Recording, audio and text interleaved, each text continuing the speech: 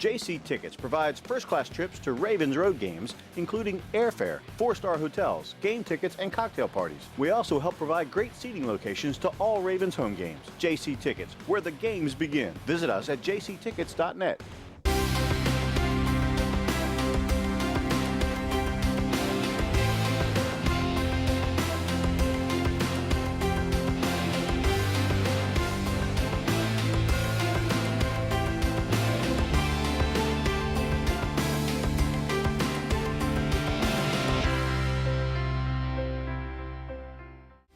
Ravens Wrap is sponsored by Bud Light, jctickets.net, Geico Insurance, Dunaway Furniture, Ocean City Golf Club, RussellStreetReport.com, Comfort Inn Gold Coast, Holiday Inn Express, BuyAToyota.com, your official site for Toyota deals. The original Green Turtle, hosted by the Blue Ox Bar and Grill. And welcome back into the original Green Turtles Ravens Wrap Show here on Comcast Beach TV, 47 ABC WMDT and 93.5 The Beach. Don't forget our radio show airs every Sunday morning at 11 a.m. And yes, even though the Ravens are playing Sunday night, we'll still be on at 11 a.m. Don't forget on WMDT, 47 ABC, we'll be on at 7:30 Saturday night. We'll be on at noon on Sunday and all throughout Thursday up through game day on Comcast Beach TV. Mike Bradley from 105.7 The Fan and 92.7 WGMB locally. To my left, editor-in-chief of RussellStreetReport.com, Tony Lombardi. Welcome back, sir. All decked out in the black. You got the Andy Reid wardrobe going today. Come on. This is Johnny Cash. Johnny Cash? Johnny Cash. All right. To his left on in the gold, the black and the gold, Bucksy, our Steelers analyst this week. Welcome back, Bucksy. There you go.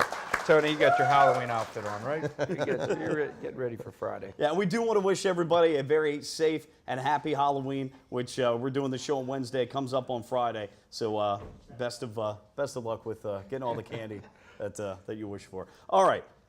Tony, let's take a look with the defense, the 27-24 loss. And Bucksy talked about in the last segment about the front seven and how good that's been for the Ravens. And I thought Haloti Ngata, on a positive note, had one of the best games of the year, and maybe in the last 2 years that he had. 8 tackles, 5 solo. He had a sack in the game, did an excellent job. And once again, our run defense has really come back and played very strong ball. They held Cincinnati to 3.3 yards per carry. And Giovanni Bernard, their main back, 16 carries, 45 yards. And Jeremy Hill, just 10 carries for 25 yards. They did a good job shutting down the run game.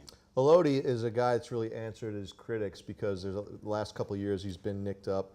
And a lot of people said, and I agree, that he hasn't played to the level of his contract, but he's changed all that this year. I think Pro Football Focus, one of the publications that a lot of people subscribe to around the league, they rank him as the 6th best defensive end. We don't think of him really as a traditional. Yeah, he's not a nose end, tackle, but yeah. But he's not a nose, but he's a defensive lineman. But he's playing really, really well, and I agree with you, Mike. He had a spectacular game on Sunday.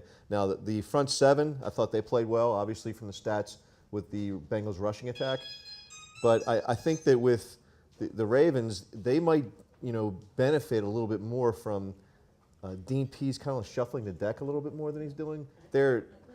They seem to be, to me, like when they blitz, like a pitcher who tips his pitches, because they know where it's coming from. Mm-hmm. They don't disguise it pre-snap. Andy Dalton is able to check out of the play on Sunday, and the way we were playing on the corners, we weren't playing press coverage. We were playing afraid.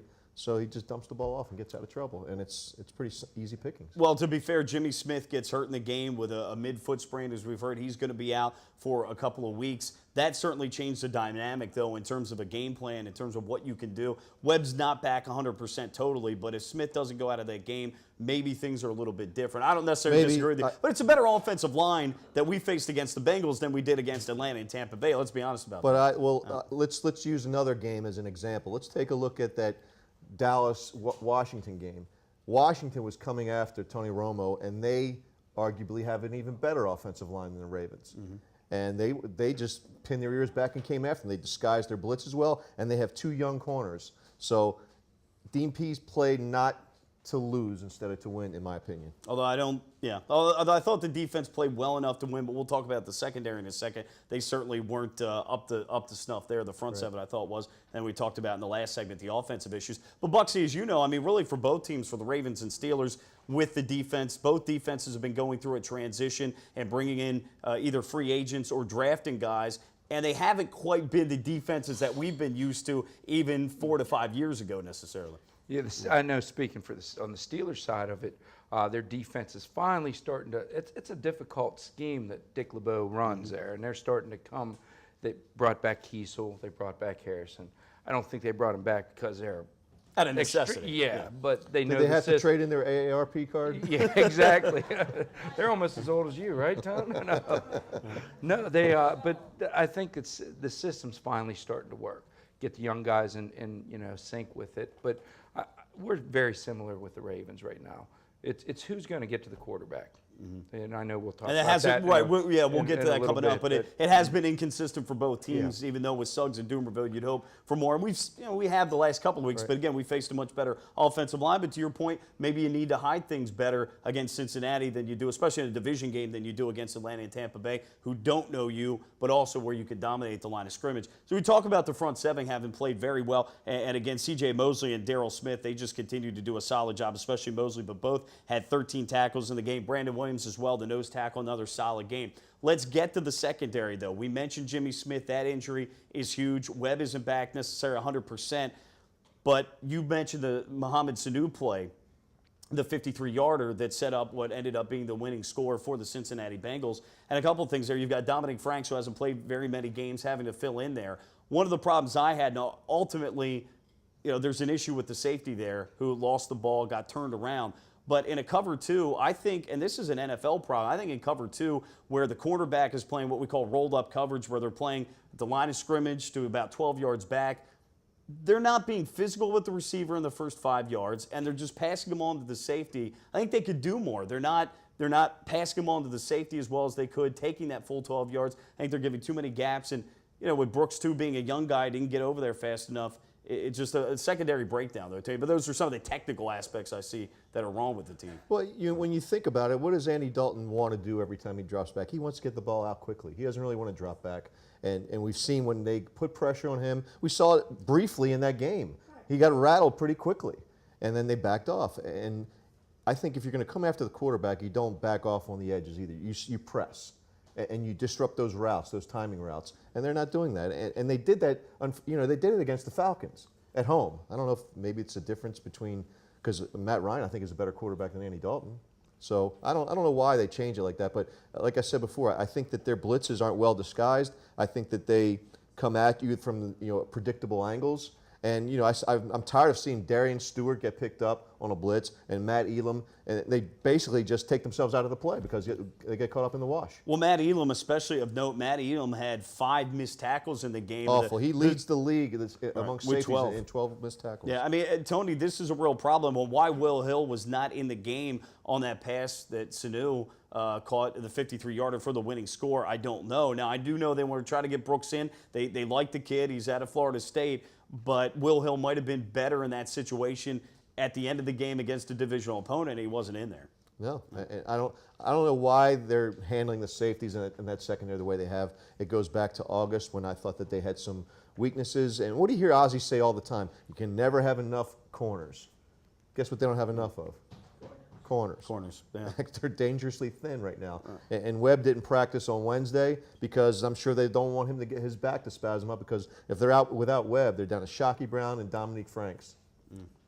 Well, and Bucksy, Ben Roethlisberger's licking his chops. Yeah, Definitely I bet he is. drooling right now. That's why we feel a little concerned about things for Sunday. But Bucks, I mean, with Ike Taylor, he's been an excellent corner for you guys. But losing Keenan Lewis to New Orleans, I thought was big. But having, as Tony talked about, in a league that throws the football a lot, having 3 pretty good corners is paramount. And you've always had some pretty good safeties back there, but corners they're not easy to come by. Well, this year with Taylor being out, the last 4 weeks? Right, with the forearm, yeah. I think they benched Cortez Allen last week. They say he might get some playing time this week. But we're in the same predicament. You got some young guys. And then, Troy Polamalu, being a safety, strong safety, pretty much seems like a linebacker. I'm watching every game. He's up on so we'll see what schemes they throw. But I think both sides are just going to come at the quarterback. And Tony was saying not disguise it, go after Roethlisberger, go after Flacco, and just put it up, see what happens. Tony, a couple of miscellaneous items in the game. Special teams-wise, we saw Michael Campanaro, the River Hill kid, and also went to Wake Forest. We saw him return punts. Jacoby Jones just on kick returns. Campanaro had some nice catches, but unfortunately he gets a hamstring injury among many in the game, and we could talk about that for a second. We had several offensive linemen go out of the game and come back in that first half. They were really rotating a lot of guys. Unfortunately, that's where experience for James Hurst and John Urschel really came into play. Yeah, it really did. But back to Campanaro for a second. With him, he's a guy that brings a lot of skill sets that the Ravens haven't seen before.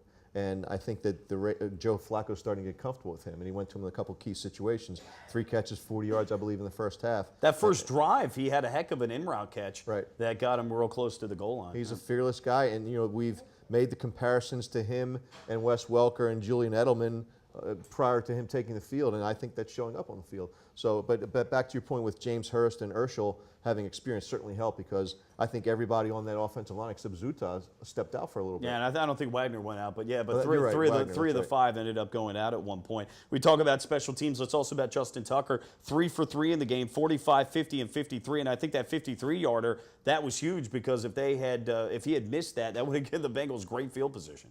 We've been blessed in Baltimore with field goal kickers, other than that guy in New England that one year. But we have been blessed. He plays for the Browns now, right? Yeah, right. Yeah. We've had Matt Stover, obviously, and this guy Tucker seems like Stover with a stronger leg. 86 of 95 in field goal attempts in his career.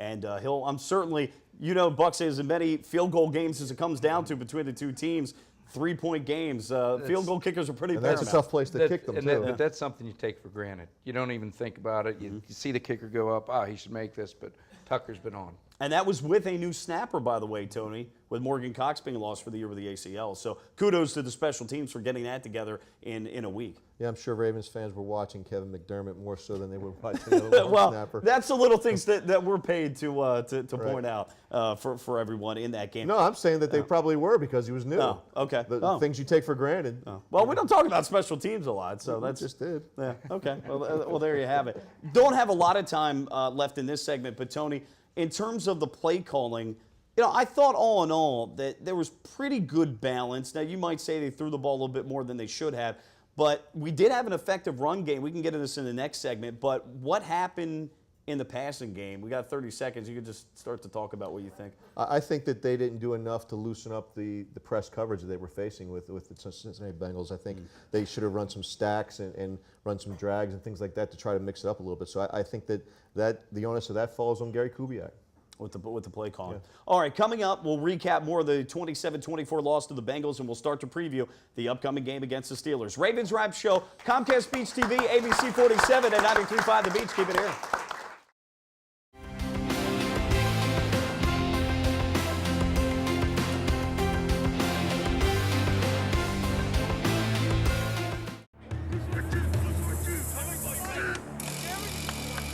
What's this all about? We're giving Rich the NFL experience of a goal line dive. Really?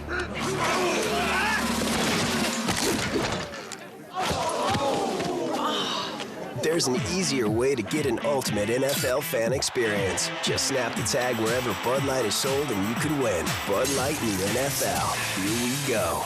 Can I make it? On the internet, yes. Into the end zone, no.